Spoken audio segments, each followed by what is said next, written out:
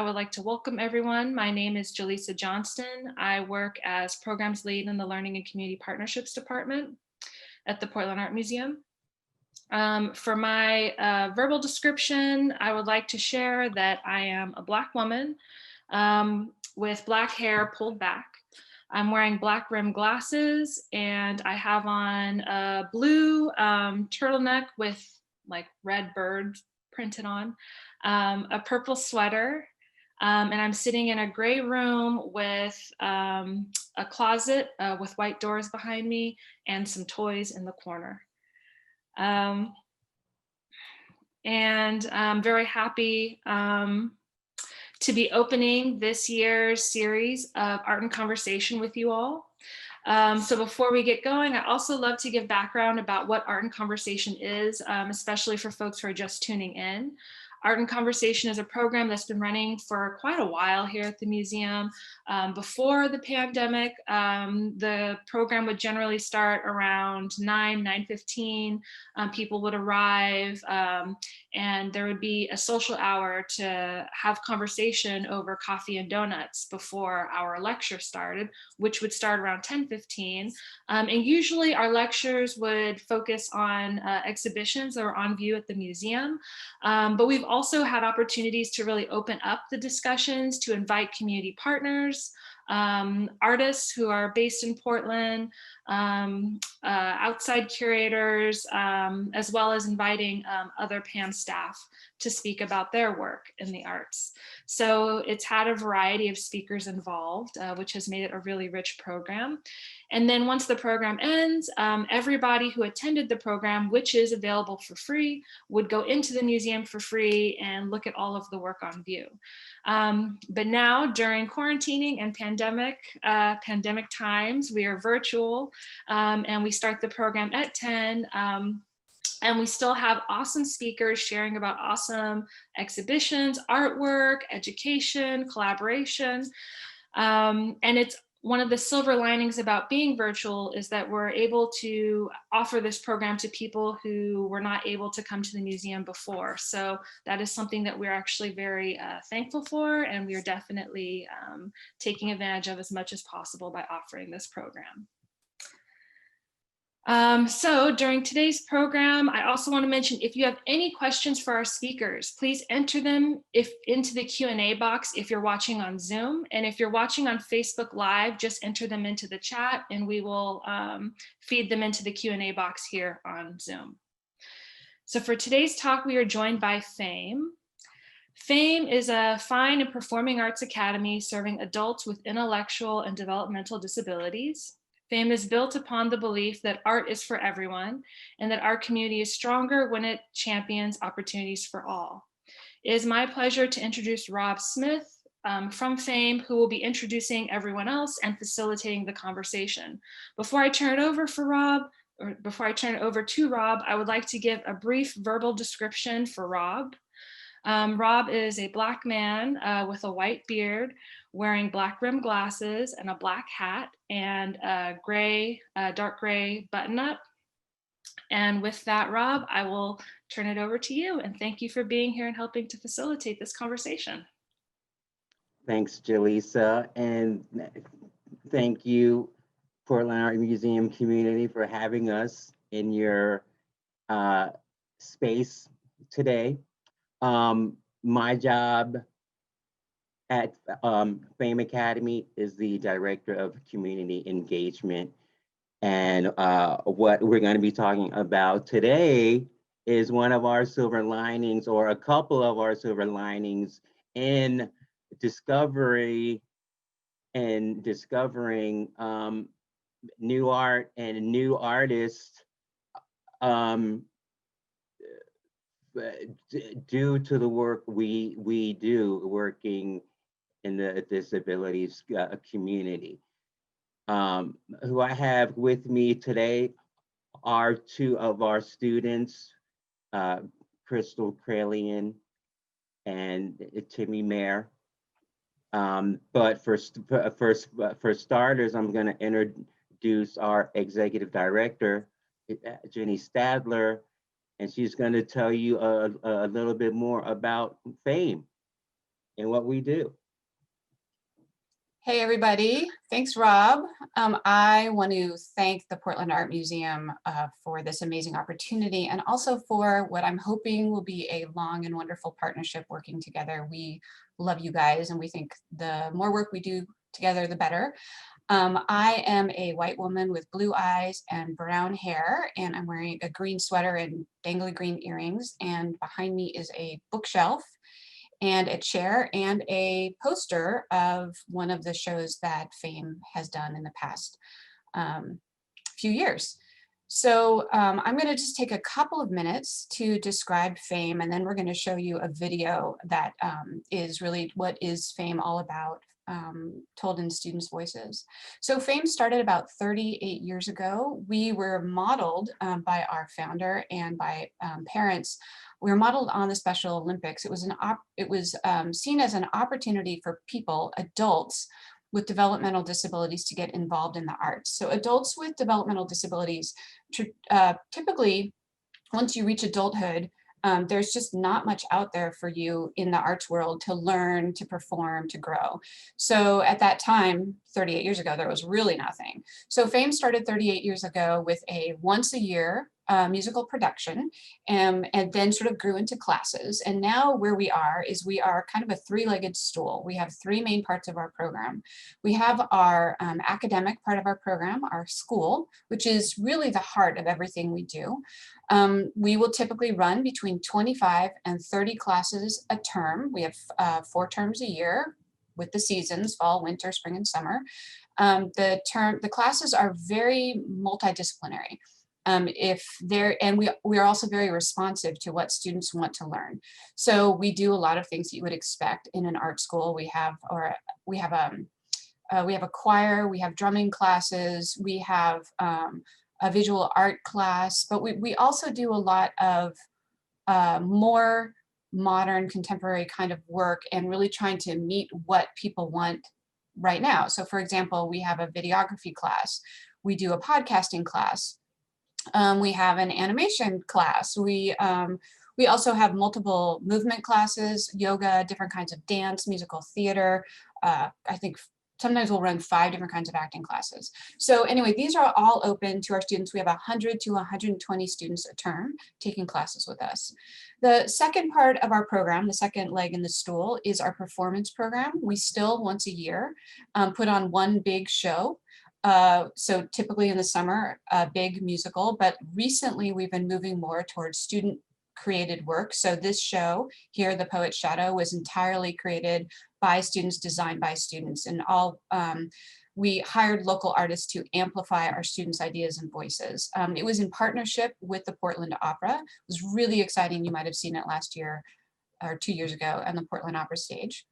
We also have multiple performance ensembles, a rock ensemble. We have a performance ensemble that's made entirely out of iPads, which is very exciting. iPads are incredibly flexible for people with developmental disabilities, and we use them as instruments. Our orchestra for The Poet's Shadow is made of iPads. So we have our education program, our performance program. The third stool is we are a community. People with developmental disabilities are often isolated, now more than ever. And so we provide multiple opportunities for people to congregate, to gather. Before we were doing it in person, now we're doing it online. But we take that community building part of our work very seriously. And we also work very much with the Portland community to build opportunity and accessibility for people with disabilities.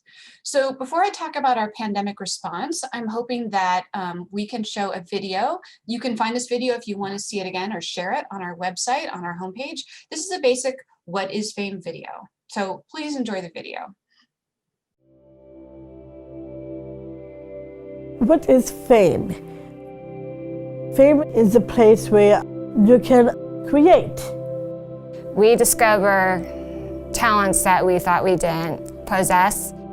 The classes I am currently taking at PHAME is podcasting, yoga, and choir. I'm taking drumming because I like the movement in drumming, and we do it so well. When I walk into choir, I see my friends, and I feel humbled and happy to be in PHAME. Before FAME, I was kind of bored. I didn't have a lot of stuff to do, but when I started going to FAME, I had a lot more opportunities. It was hard before joining FAME because I never knew there was other people that had disabilities. Learn something new that you haven't experienced yet. If you are a songwriter, you can take the skills that you learn from songwriting classes and make your own music. Or if you're in the musical theaters, you have more knowledge on what musical theater is. I was really shy when I was growing up. And because I think for many students too, you know, they have a disability, so in the back of their head, they're thinking, I have a disability, I'm not gonna be able to do a lot of stuff.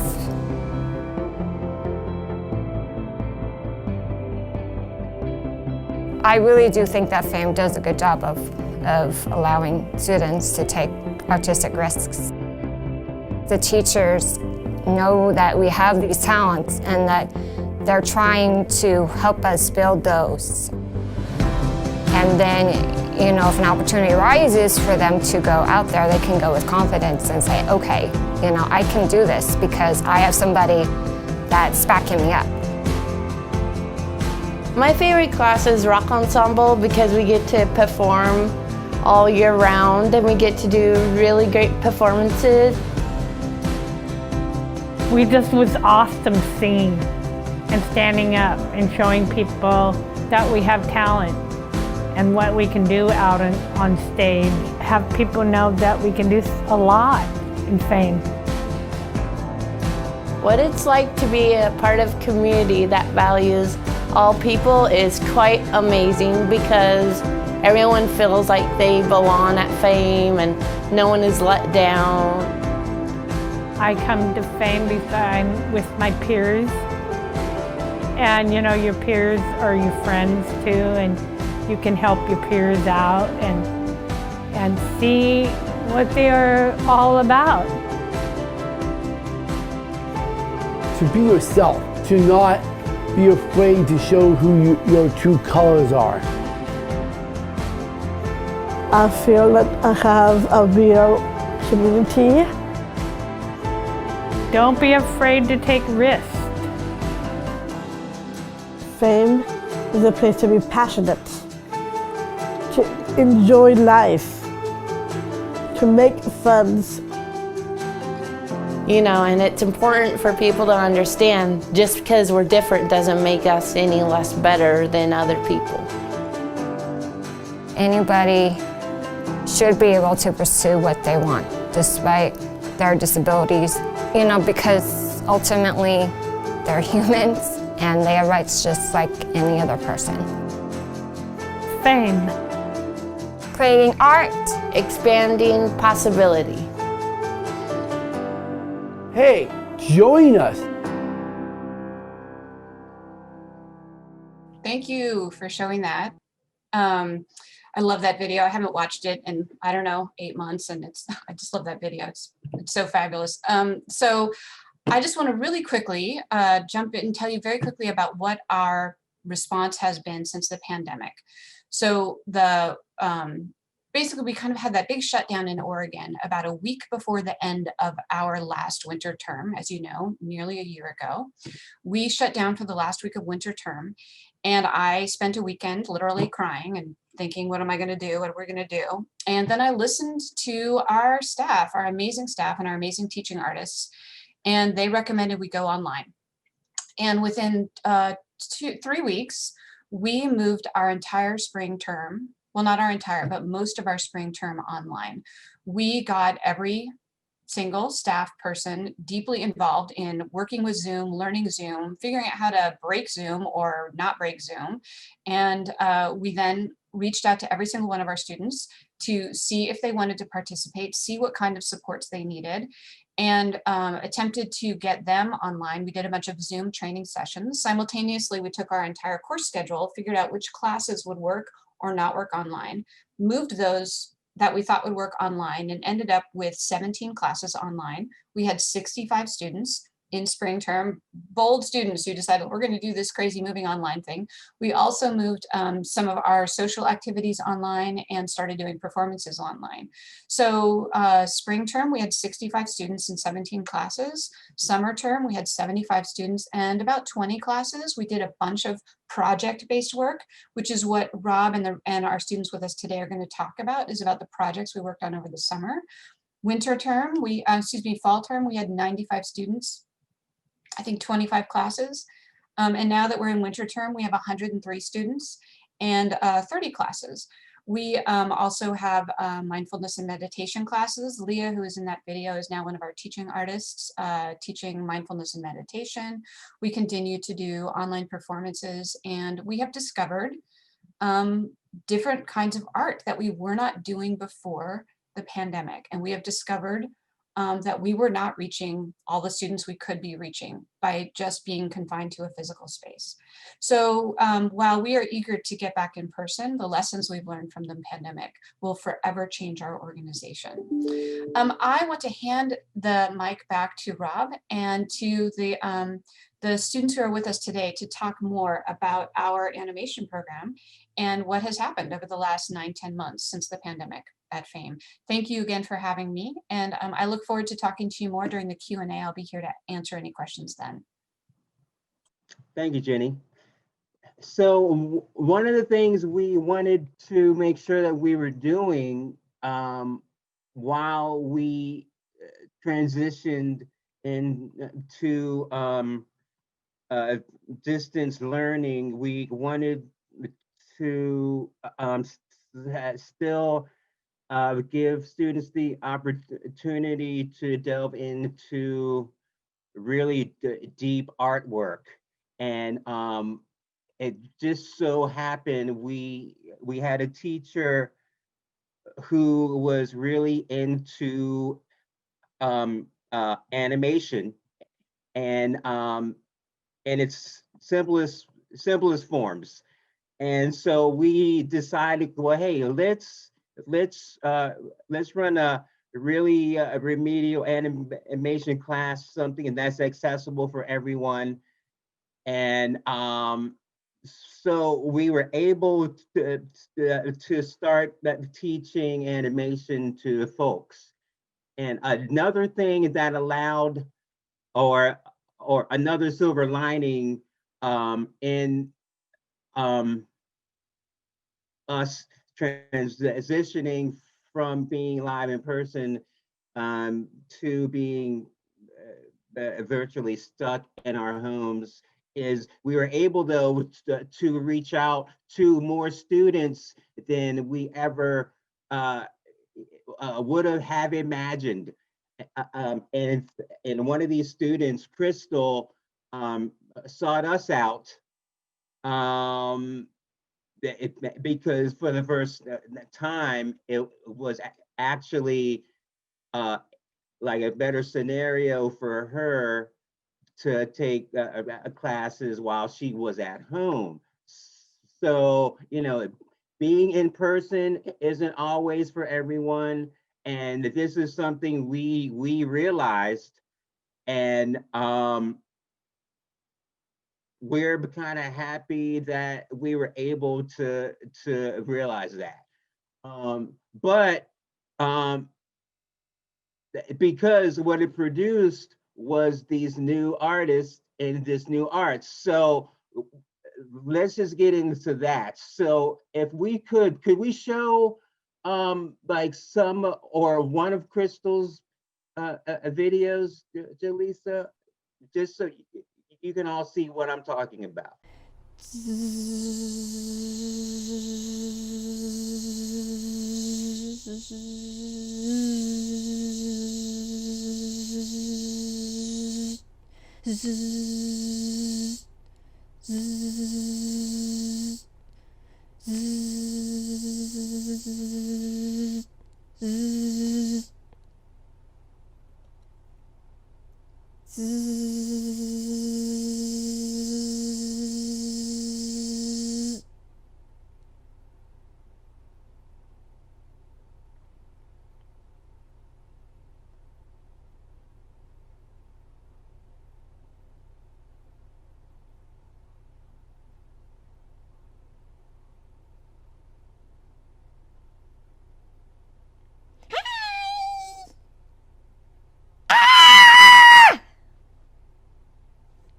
Ginger? Amazing. So in talking to Crystal, deeper about this animation or just animation just as a whole, before taking classes with us, she didn't even know that she was an animator. So to see that kind of production, we were blown away. We have another student, Timmy Mayer. He realized he was an animator too. Can we show that clip, Julissa?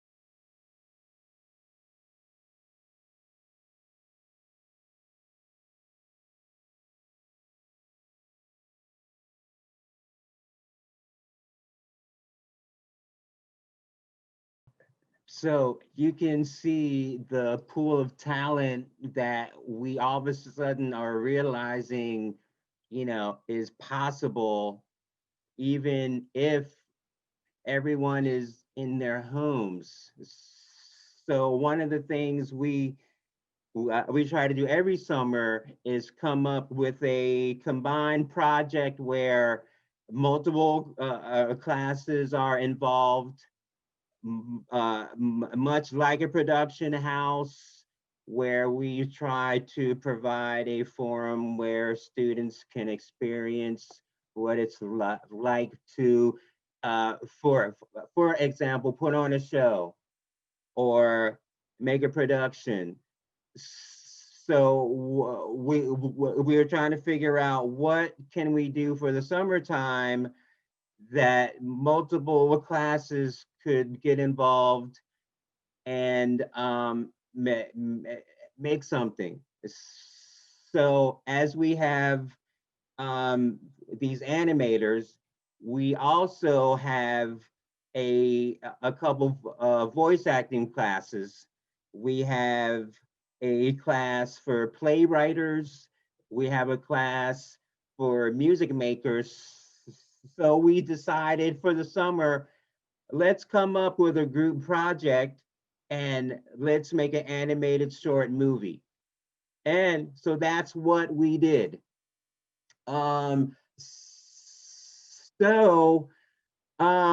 We got Timmy and Crystal to spearhead this animation project. So I would like to ask Timmy, what was the goal of this video project that everyone did for the summer? Well, first, for my visual description, I'm a white man with dark brown hair, a black shirt, a yellow sweatshirt, and I'm in a white room. Everything here is white. And the goal was to see, in these different circumstances we found ourselves all in, to see how big of a project we could make together, to sort of push our boundaries, push our limits, and see what that if we could make a project that we could all enjoy and be proud of. And I think we did. I think so too. You know what? Can we show one clip from that, just so people can see a little bit of what we're talking about? Yes, the first clip. Yes, please. Awesome. Unloved, I don't belong. Reading loved books to forget. Hulk is my only friend. Too shy to leave my shell. having my juice and eat toast. In my kitchen reading a book. I'd come out but I'm shy. In my kitchen washing the dishes. Think about Arya.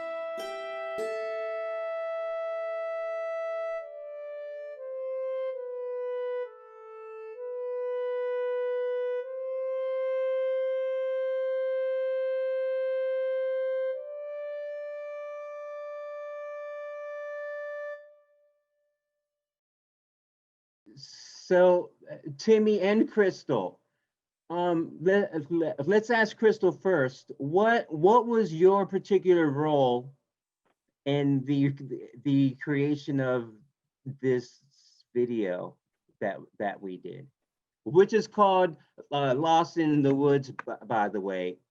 Sorry for that. Hi, this is Crystal. I'll give you my visual description. So I'm Crystal. I'm an athletic white female, short brown hair, blue eyes, wearing a zip-up blue hoodie. I'm in a disorganized living room, and I have my dog's in the bottom corner hidden. Yeah, so my role in the video, I started off with taking the line animation drawing class where we drew the characters and backgrounds based off the descriptions from the other storytelling class. And during the summer, I would add more to it if needed and put them together based off after reading the script and listening to the voice actors reading the script so I get a better understanding of the scene. And then I would from there decide what to make of it on visually, on what to do with our drawings to make the scene and figure out the best way to express that. And then I would, of course, create it by using stop motion and using what I have at home, using my phone, using on the computer, and then I'd send that in. So that's pretty much what I did. And you cut shapes out of paper. Yeah. That is really awesome. Timmy, what was your piece in this creation? Well, similarly to Crystal, I started out in line drawing animation, and I made some character designs. I had some options for a few different of the characters, and once we got into this, and also made a background, and once we got into the summer, I had to learn how to make the characters move. I had to learn how to send video clips to people digitally, and I produce scenes, and eventually I had to sync them up with voice actors' voices, pretty much putting together some of the scenes. Wow. Jaleesa, can we show another clip?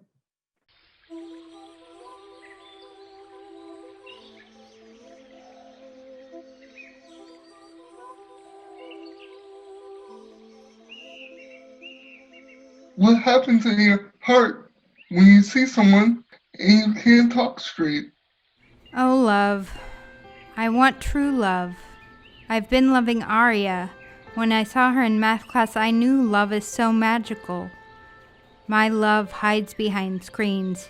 She can't see my love for her. Her room is dark, but her screen glows. What do you think would happen if you spread your wings and tell her you love her? Brother, not what I want. I want to be her girlfriend.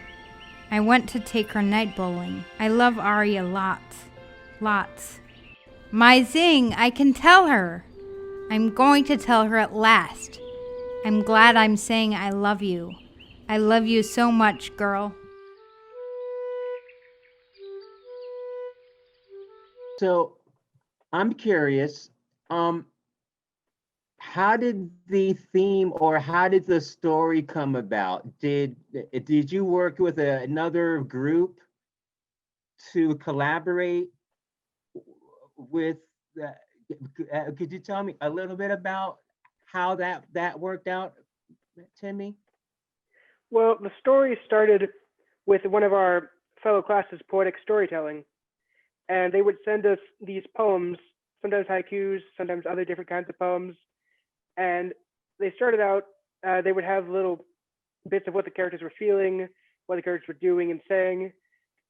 And we'd take that and we'd interpret that with our different backgrounds.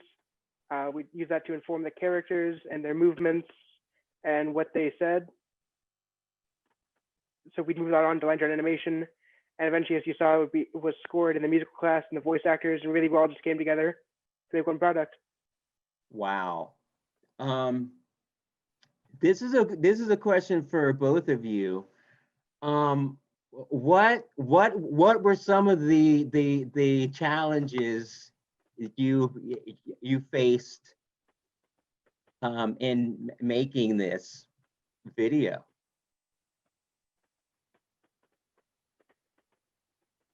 Well, for me personally, one of the big challenges was that, as you might have realized, I'm not a professional animator, so I didn't have like a professional setup. I had to buy this iPhone holder on Amazon. I bought that and I had to make sure that my phone was the right distance away. I had to adjust that. But like half of my animation time was just setting up the camera, getting that just right, getting the paper just right, setting it down with sticky tack, and making sure the characters were always staying in the same place until I had to move them, not accidentally throwing them across the paper. I also had to, since I had these little cutouts, I've made little cutouts my whole life, but I never had to make them move. So I'd have to cut off their little limbs and move them bit by bit, move them across the screen. It was challenging, but I think in the end it was rewarding. Well, you got a really good result. What about you, Crystal? What were some of the challenges you faced? I think for me was when we were getting the information from the other class, the poetic storytelling, I didn't have the whole picture. So it was a little bit hard for me to figure out, like, and not able to ask back, like, is this what you want? So just trying to gather the notes and know what people are wanting, because there was apparently a lot of people involved.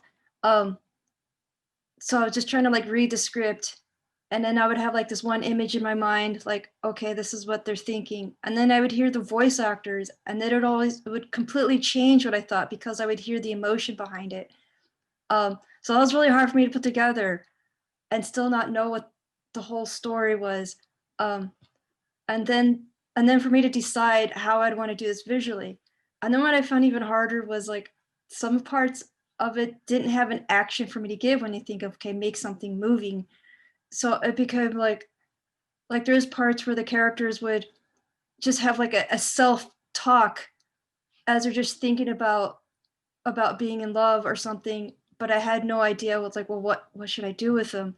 So it was kind of like deciding what would I express, what would I have them do while they have a self-talk. So it was like a lot of problem solving into figuring out what to do.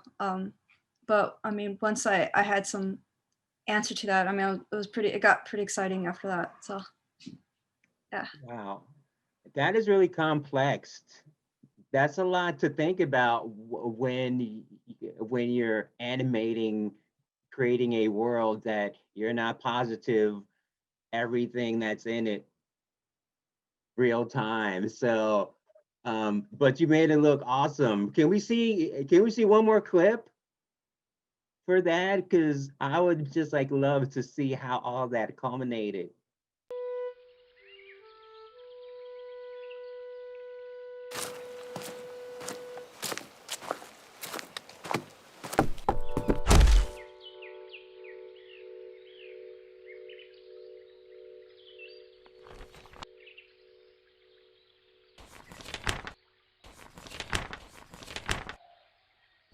Exploding mind, break through my heart, pounding fast, dove birds, brightness, sunshine, open mind, love of free expressing through art.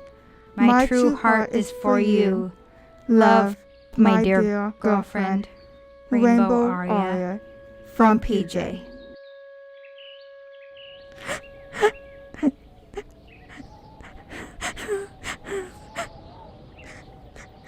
Surprise mouth, love Inside, clouds surrounded, rainbow heart, mind opening, sunshine, girlfriend, wall breaking.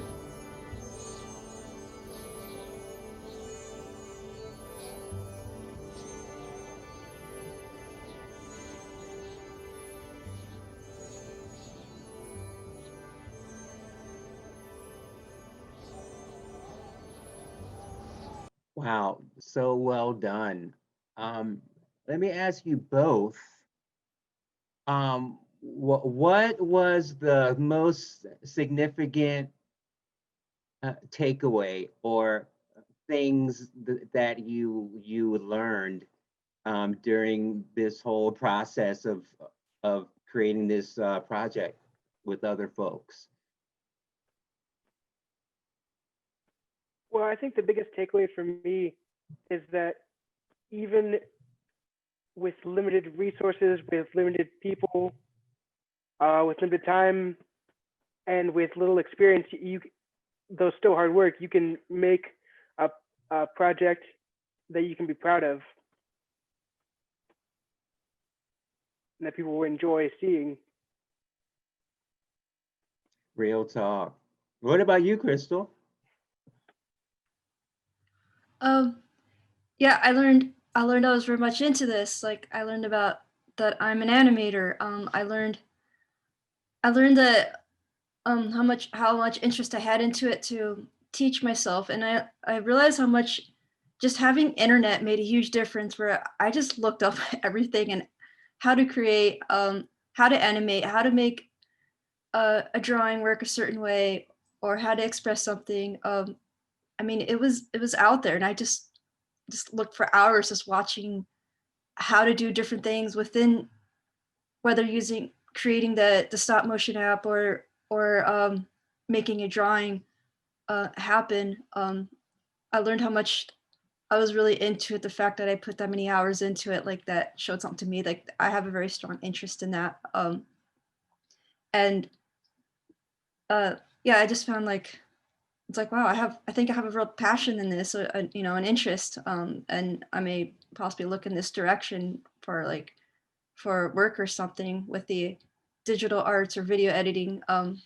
So yeah, this is something like I really learned about myself and how quick I picked up on this stuff and was very into it. Yeah, I could tell. We all could tell. You both are so good at this. This is something that I would love to know, because I often think of this often. If COVID didn't happen and we were still going about the things in the normal ways, I wonder, do you think you would have discovered this skill or talent if if COVID never happened and we weren't like stuck at home? Do you think you would have discovered this skill or the talent you have? Let's start with Timmy. Personally, I don't think I would have.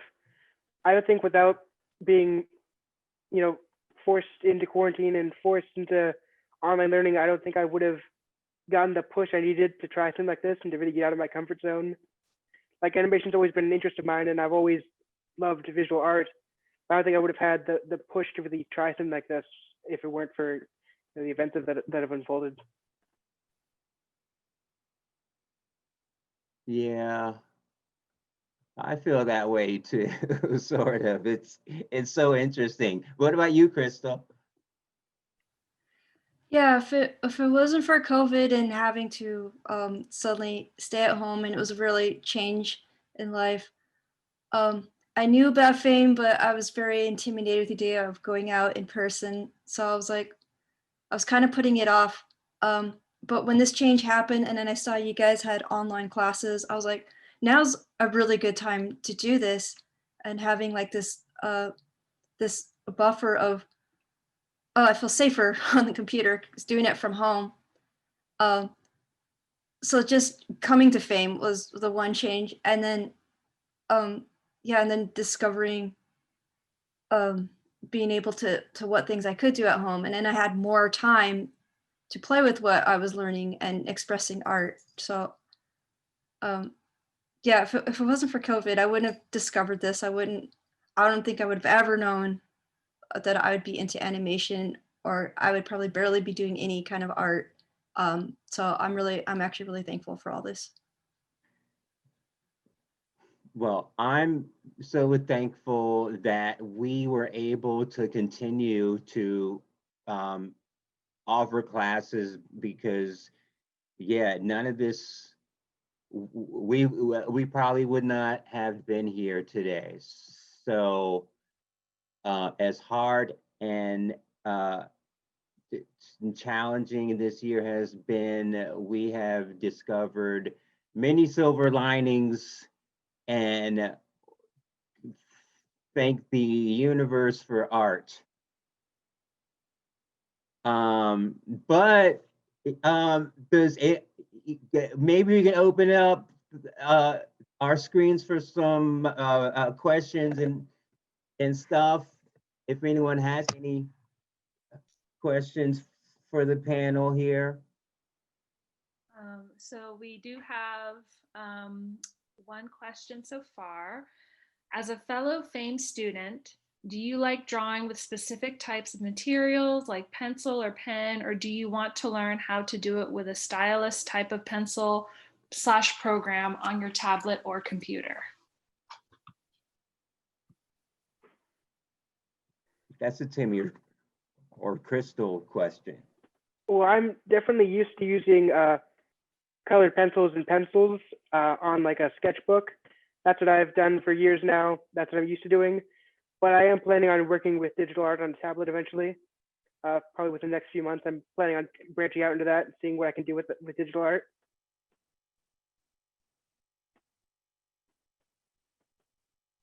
For myself, I like to add, yeah, for the project, I was used to like pens and color pencils as well.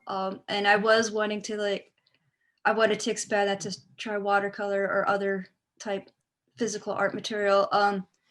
And during this winter break, I was given an iPad, and I downloaded Procreate, and my sister got me an Apple Pencil. So I am trying to teach myself along with that. I do enjoy like all kinds of art, so I kind of don't know what else is out there. I'm just sort of running into new things and just want to try different types of programs, different projects. But yes, right now I am throwing myself into more digital arts, because I think I'm finding that I really like playing with computer or digital type stuff while I'm at home. And just a reminder to anyone watching, if you have any questions that come up, please enter them in the Q&A box on Zoom, and then just enter them in the chat on Facebook. I actually have a question. So I'm curious, you know, one of the things that we've talked about at the museum is this idea of, or challenging this idea of going back to normal, you know, like now that we're in this mode of working, now that we were able to open up things to people, to like larger audiences through virtual programming, when we are able to gather in larger groups in person again, how are we going to balance? At the museum, there's a sense that we don't want to give up the work that we've done virtually. We would like to continue to balance that with in-person work.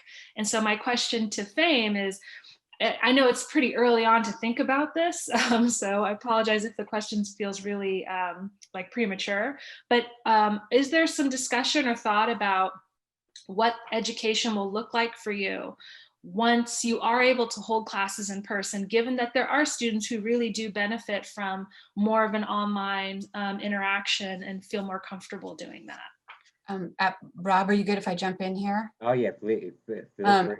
Absolutely. We actually have been having ongoing conversations about this for the last many months. And now that, the vaccine is coming out and all of this, we can sort of see the light at the end of the tunnel. We don't know when, but we know we will be able to go back in person. Um, and but our commitment is now to always have online classes. We will never go back to only in-person classes.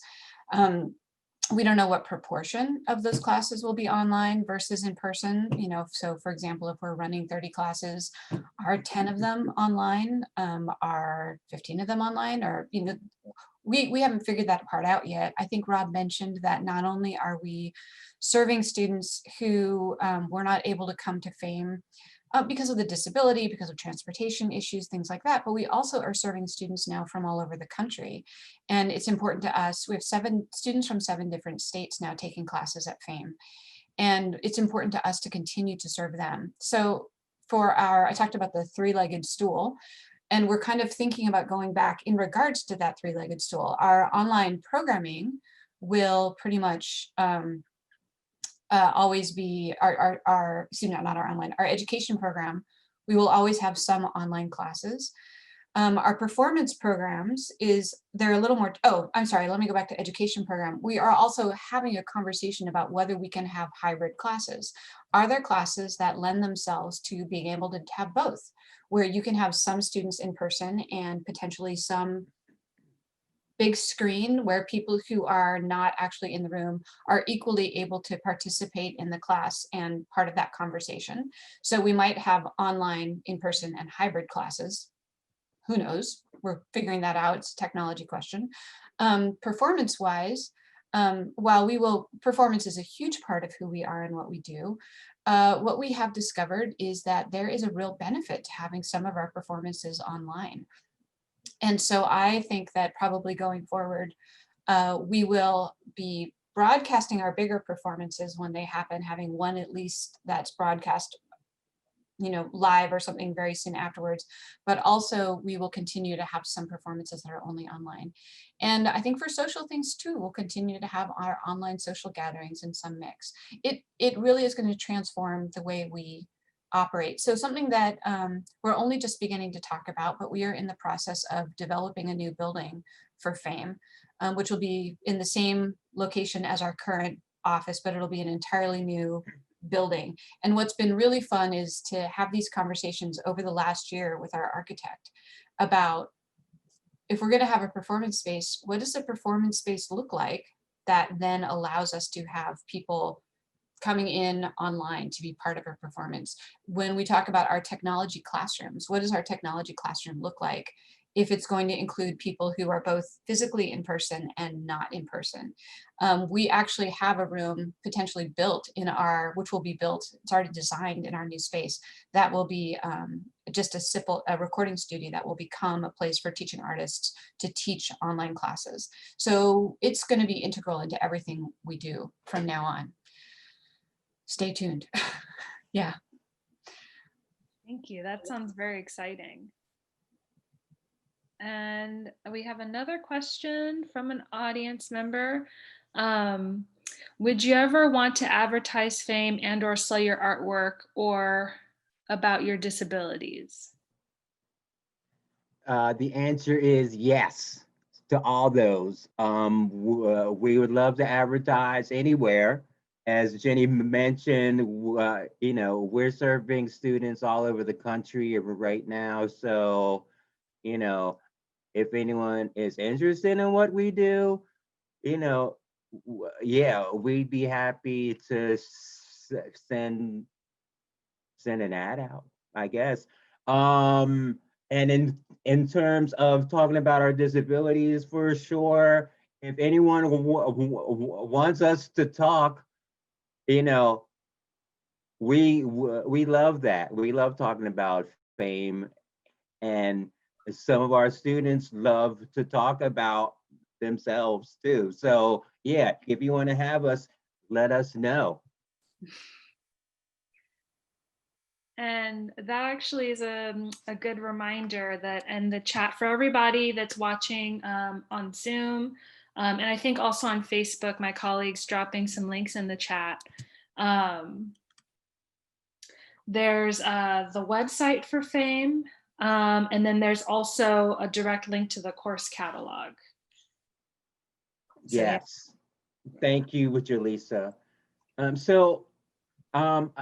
That's our time. And I personally want to thank the Portland Art Museum for having us, and for sure, Crystal, Timmy, amazing work. And I hope everyone who's watching will go to our website and watch the whole movie, because it is awesome. Rob, can I jump in and just say that I have a link that can go up that is a link to all of the videos, all of the PHAME videos, and it'll pop up in just a minute.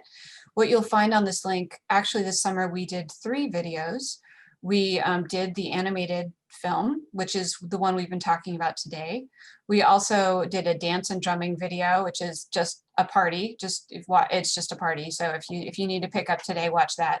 And once we're done talking, we would love to share with you also a music video that we also created this summer. So this summer, the animated short film was one of 3 big projects we did this summer that were multiple classes coming together to create together to make these videos. So Becky, if you put up the link that I sent with all the videos, that has access to all of the videos that I'm mentioning today. And we'd love to show this last video, which is this What About Us video, which is our music video.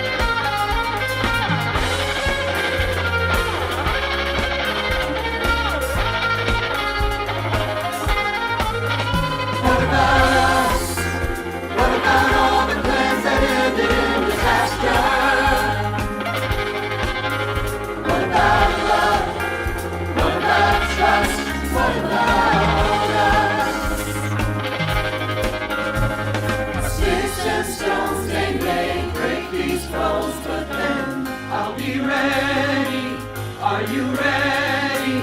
It's the start of us waking up. Come on. Are you ready? I'll be ready. I don't want control. I want to let go. Are you ready? I'll be ready. Now it's time to let them know we are ready. What about us? What about all the times you said you had the answers? So what about us? What about all the broken happy ever afters? What about us? What about all the plans that ended in disaster? What about love? What about trust? What about us? What about us? What about us?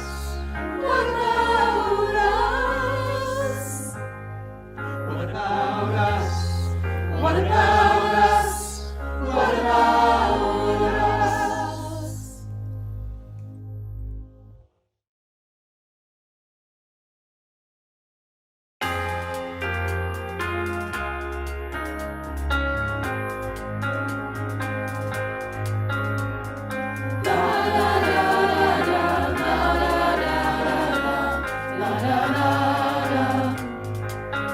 We are searchlights we can see in the dark. We are rockets pointed up at the stars. We are billions of beautiful hearts.